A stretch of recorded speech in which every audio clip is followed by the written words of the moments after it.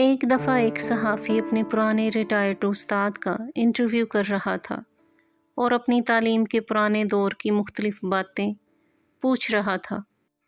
اس interview کے دوران نوجوان صحافی نے اپنے استاد سے پوچھا، سر ایک دفعہ آپ نے اپنے لیکچر کے دوران کانٹیکٹ اور کنیکشن کے الفاظ پر بحث کرتے ہوئے ان دو الفاظ کا فرق سمجھایا تھا۔ اس وقت بھی میں کنفیوز تھا اور اب چونکہ بہت عرصہ ہو گیا ہے مجھے وہ فرق یاد نہیں رہا۔ آپ آج مجھے ان دو الفاظ کا مطلب سمجھا دیں تاکہ مجھے اور میرے چینل کے ناظرین کو آگاہی ہو سکے۔ استاد مسکرایا اور اس سوال کے جواب دینے سے کتراتے ہوئے صحافی سے پوچھا، کیا آپ اسی شہر سے تعلق رکھتے ہیں؟ شاگرد نے جواب دیا، جی ہاں سر، میں اسی شہر کا ہوں۔ استاد نے پوچھا، آپ کے گھر میں کون کون رہتا ہے؟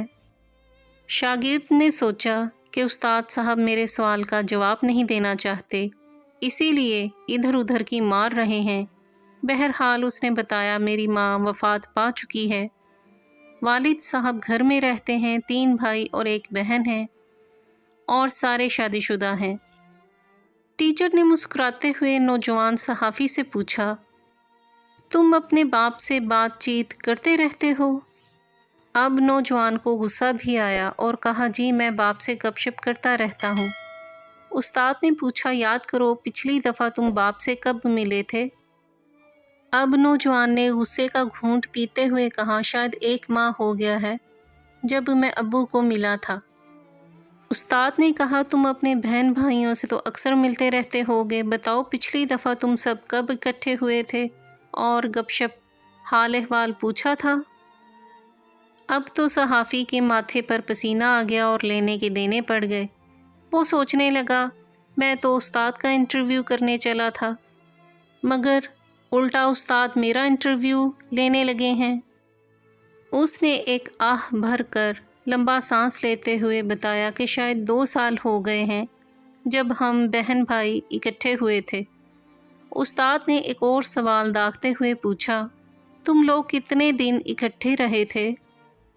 نوجوان نے ماتھے سے پسینہ پونچھتے ہوئے جواب دیا، ہم لوگ 3 دن اکٹھے رہے تھے۔ استاد نے پوچھا، تم اپنے والد کے پاس بیٹھ کر کتنا وقت گزارتے ہو؟ اب تو نوجوان صحافی بہت پریشان ہو گیا اور نیچے میز پر رکھے کاغذ پر کچھ لکھنے لگا۔ استاد نے پوچھا، کبھی تم نے باپ کے ساتھ ناشتہ، لنچ یا ڈنر بھی کیا ہے؟ کبھی آپ نے ابو سے پوچھا وہ کیسے ہیں؟ کبھی تم نے باپ سے دریافت کیا کہ تمہاری ماں کے مرنے کے بعد اس کے دن کیسے گزر رہے ہیں؟ اب تو انٹرویو کرنے والے صحافی کی آنکھوں سے ٹپ ٹپ آنسو برسنے لگے۔ استاد نے صحافی کا ہاتھ پکڑا اور کہا، بھائی پریشان، شرمندہ، مایوس یا اداس ہونے کی ضرورت نہیں۔ مجھے افسوس ہے کہ میں نے بے خبری میں تمہیں ہرٹ کیا اور دکھ پہنچایا، لیکن میں کیا کرتا، مجھے آپ کے سوال کانٹیکٹ اور کنیکشن کا جواب دینا تھا۔ اب سنو، ان 2 لفظوں کا فرق یہ ہے کہ تمہارا کانٹیکٹ یا رابطہ تو تمہارے ابو سے ہے مگر کنیکشن یا تعلق ابو سے نہیں رہا یا کمزور ہے، کیونکہ تعلق یا کنیکشن دلوں کے درمیان ہوتا ہے۔ جب کنیکشن یا تعلق ہوتا ہے تو آپ ایک دوسرے کے ساتھ وقت گزارتے ہیں، ایک دوسرے کا دکھ درد بانٹتے ہیں، ہاتھ ملاتے گلے سے لگتے ہیں اور ایک دوسرے کے کام خوشی خوشی سر انجام دیتے ہیں۔ جیسے ایک معصوم بچے کی ماں اس کو سینے سے لگاتی ہے، چومتی ہے، بغیر مانگے دودھ پلاتی ہے، اس کی گرمی سردی کا خیال رکھتی ہے۔ جب وہ چلنا شروع کرتا ہے تو سائے کی طرح اس کے پاس رہتی ہے تاکہ وہ گر نہ جائے، کوئی غلط چیز نہ کھا لے، گر پڑے تو اس بچے کو گلے سے لگا کر چپ کراتی ہے۔ تو میرے پیارے شاگرد، آپ کے باپ اور بہن بھائیوں کے ساتھ صرف کانٹیکٹ یا رابطہ ہے مگر آپ کے درمیان کنیکشن یا تعلق نہیں ہے۔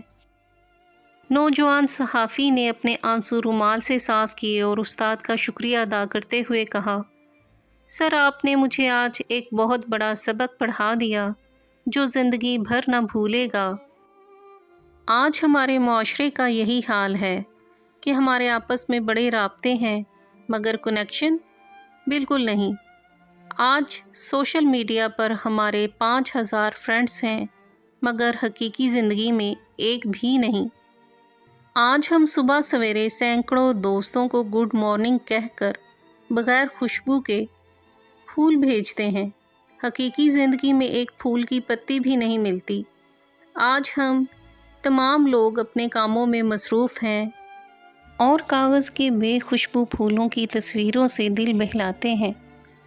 کسی عزیز کے بچھڑنے پر چند تعزیتی الفاظ اور رشتوں کے سارے تقاضے پورے کر کے ہم سرخ روح ہونے کی کوشش کرتے ہیں۔